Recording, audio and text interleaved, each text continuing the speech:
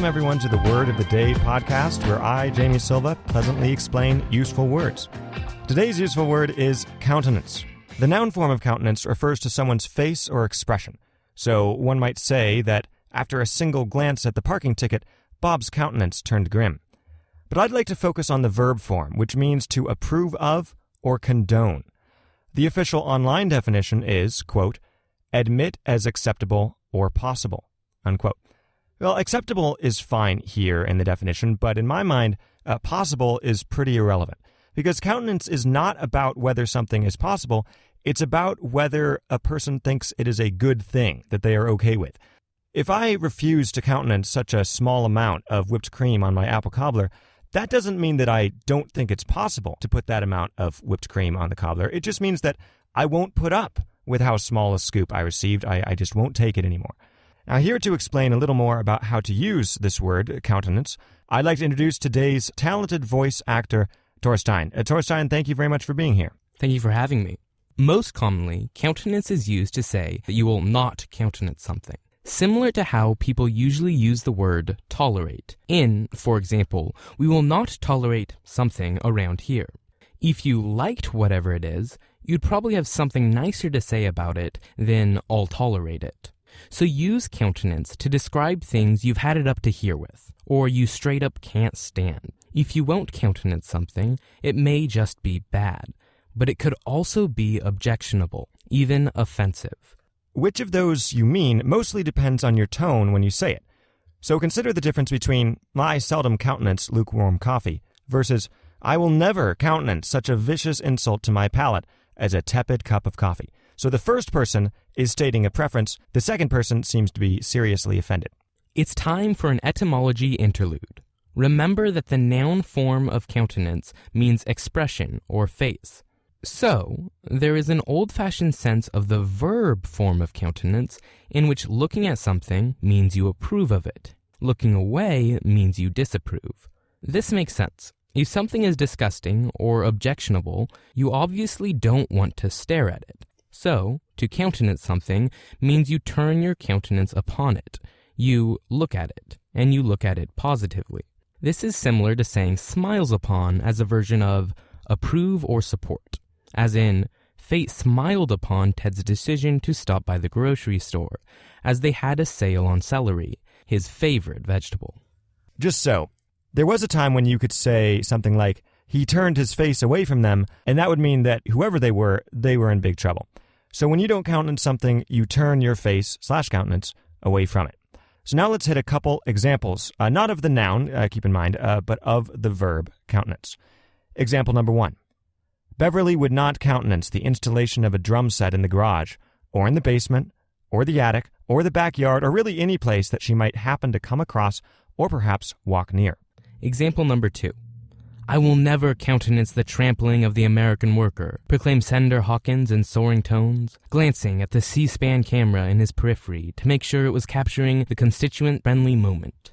Example number 3. What? Non-artisanal salsa with my quinoa crisps?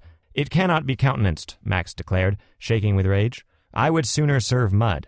Okay, that's it for the main Word of the Day program, but now it's time for a very special, somewhat extended edition of Not in Stock, a segment in which we discuss items that for some reason or other are not available with the rest of the products one could purchase at the Word of the Day online store, which is found at wotdpodcast.com/merchandise. And today we are so excited to introduce to you a product that will revolutionize protesting, the Instapicket. Picketing, the verb, means to protest against something, probably by marching around in front of a specific building that is related to the issue at hand. Signs are almost always included. Picketers and protesters love signs. So, if Papa John's doesn't feature enough Asiago cheese on its artisanal Italian pizza, and I was mad about that, I could make a sign saying something polite, but firm, like, "The people demand more cheese, please." And I could march up and down in front of the nearest Papa John's, urging people to take action and demand more cheese as well. But making signs is hard. You have to get some sort of large paper and find a board to tape it to, and a stick to attach to the board if you want to be able to hoist it in the air. It's a serious hassle. And once you're out there picketing, let's say you persuade more people to join you. Well, sorry, they don't have any signs with them, so they have to go home and make their own signs and rejoin you like 90 minutes later when probably all the enthusiasm has petered out. However, with the patent-pending word of the day, Instapicket, all these problems are no more. Here's how it works. Every Instapicket kit comes with 12 2-foot square, hyper-collapsible, lightweight whiteboard signs, 12 accompanying poles, also collapsible, to attach to the signs, an array of colorful markers, and an eraser. All these things fold up real small and fit in the Instapicket backpack, included with your order for a small extra charge. This means that you can tote around the Instapicket backpack with you wherever you go. And if you see something that needs protesting, simply whip out a whiteboard, write something witty but outraged on it, and start picketing. When the passers-by see your righteous cause, they'll want to join you, and they can. Just pass out a few more whiteboards from your backpack and let the marching continue. Now, Torstein, we know that this product works because we tested the Instapicket kit in the sleepy rural town of Quinston, USA last week, and the dividends of reform and justice are already rolling in.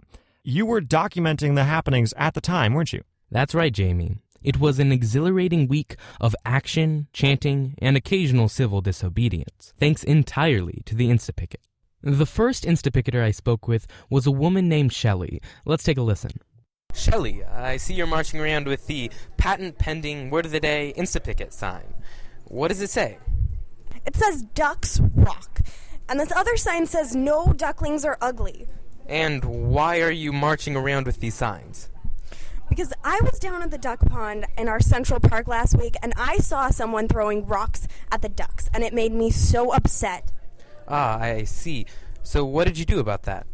Well, thankfully, I had my Instapicket stuff with me, so I made a couple signs, and here I am. So did it work? Absolutely. A bunch of people showed up, and we all picketed. You mean you Insta-picketed? Yes, we all Insta-picketed together. The solidarity was palpable. The man throwing rocks at the ducks got embarrassed right away and went home. And you're still here? That's right. We're trying to get the city council to pass some strict new duck protection ordinances. And we're making progress. Already, Councilman Jenkins has introduced the Quinston Underserved Avian Care Act. So the Quack Act? The Quacked, yes. Just a few more days of picketing. Insta-picketing. And victory will be ours. The Quacked was passed the next day, leaving Shelley with the free time she needed to insta-picket the local coffee shop for not filling up their lattes full enough. But this wasn't the end of the drama in Quinston this week.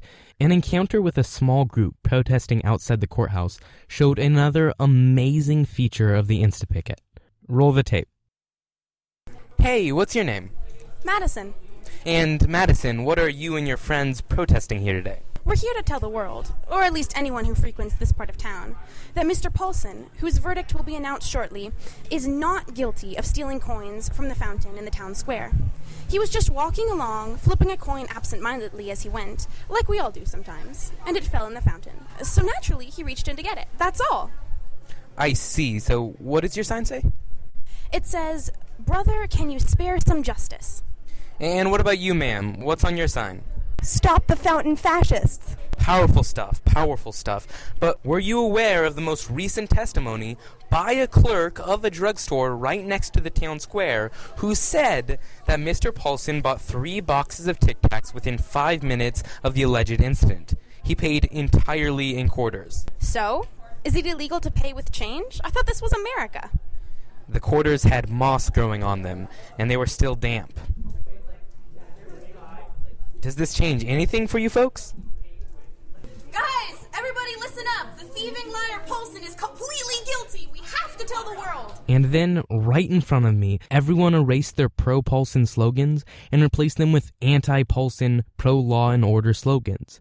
Because when the facts change, your sign should change too. Immediately. With Instapicket, they can. Torstein, thank you so much for that report, and really what a wonderful product. We should have them available in the Word of the Day store very soon. Once again, that is at wotdpodcast.com/merchandise. But they're not there yet because the workers in Taiwan where we're assembling them, stole a bunch of the Instapickets, and they are currently Instapicketing outside of the factory to demand higher wages. And I am hoping they'll be arrested by the irony police very soon.